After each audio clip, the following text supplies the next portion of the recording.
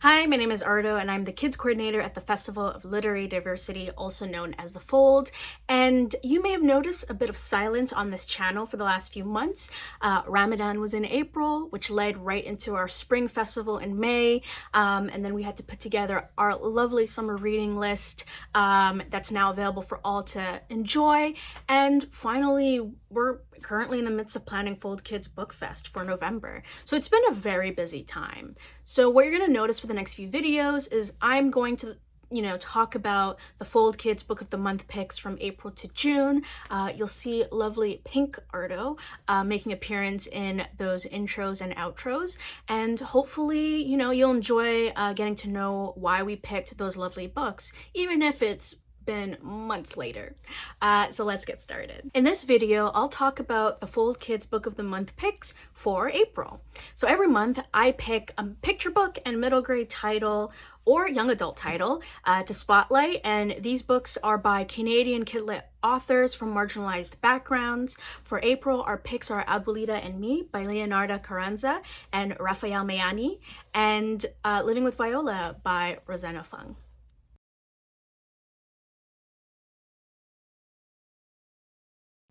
Abuelita and Me is a picture book about a little girl and her abuelita. Abuelita is the Spanish word for grandmother, and in this book, spending time at home with abuelita includes pancakes, puddle jumping, and nail painting. But venturing out into the city isn't always as fun as those lovely activities. On the bus and at the grocery store, people are impatient and suspicious of abuelita. Sometimes they even yell.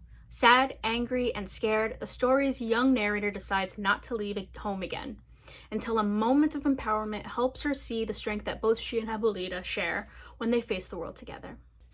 Written by Leonarda Carranza, who was born in San Salvador and currently lives in Brampton, Canada, part of the treaty lands and territory of the Mississauga of the Credits.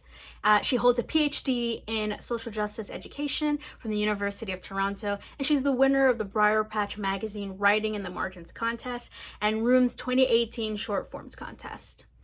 Rafael Mayani is a Mexican-based artist in Vancouver, Canada. He draws inspiration from vibrant colors and shapes of Mexico, as well as the natural beauty of the Canadian landscape. So why was Abuelita and Me selected as one of our April Book of the Month picks? Reading this book made me very emotional, which is a theme for our April Book of the Month picks, as you'll see with the next book. But our narrator, who is a child in this book, witnesses the racism her grandmother experienced and the impatience people have when it comes to folks who come across as like immigrants, whether it's accents or whatever, or pre-assumed assumptions. And I think a story like this gives voice to young readers when it comes to, specifically racialized kids, when it comes to seeing them, whether they've experienced racism themselves or if they've seen it happen to their family, to their parents or grandparents. But it does leave readers with a small sense of triumph when Abuelita and our narrator get back to using the bus. It reminds and reassures young readers that when these things happen, it's not their fault, and that they have every right to access the public space like everyone else. It's not a book trying to solve racism in today, but it's very much a book about, okay, so racism exists, but how do I live my life in spite of it, which I think is something very helpful, especially given our young demographic. Rafael Mayani's art is gorgeous in this. It's fun and bright, which helps when you're dealing with moments in the book that feel particularly scary or sad. And I also wanted to point out that in the English version of this book, you have Spanish words sprinkled throughout, which is lovely. And more importantly, there's actually a completely Spanish version of this book as well. So I highly recommend getting both.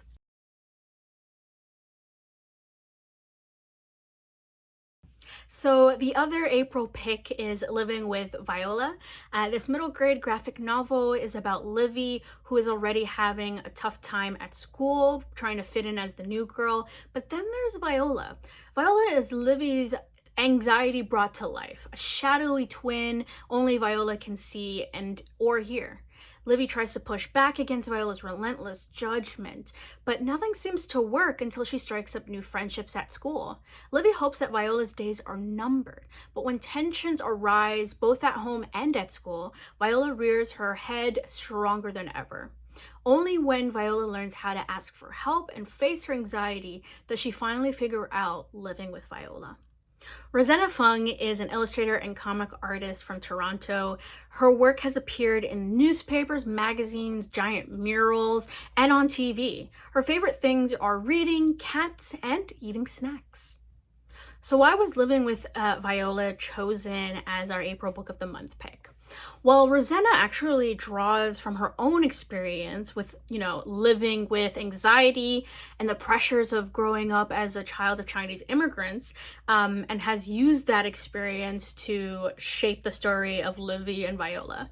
As I've personally alluded to earlier, this graphic novel made me really emotional as someone who deals with anxiety. I felt it was very relatable, and it would have been really great to have a book like this when I was in middle school.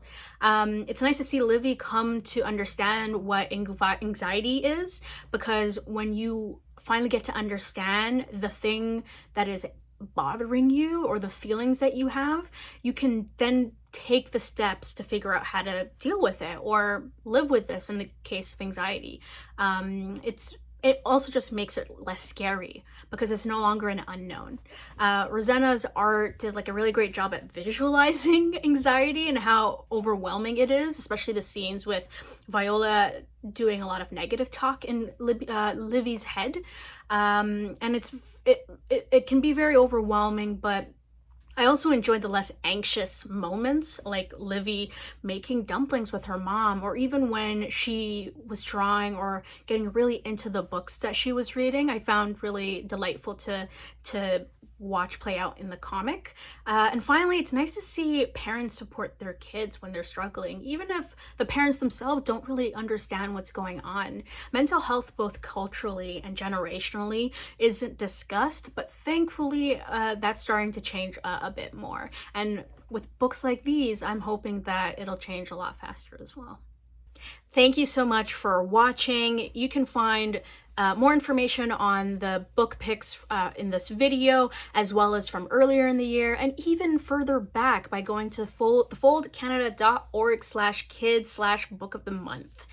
And we actually have a summer reading list out right now. It features 10 picture books, 10 middle grade, and 10 young adult titles, so check that out. And we're also currently accepting submissions for a Fold Kids Book Fest program guide until July 31st. So if you're a young writer from Canada between the ages of 6 to 14, highly recommend submitting either a poem or a short story, max of 500 words, and you can find the details for both the submission to the program guide and being able to download our summer reading list in our description below.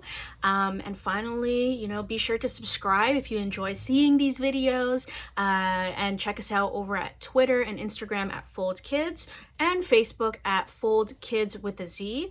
And yeah, see you next time.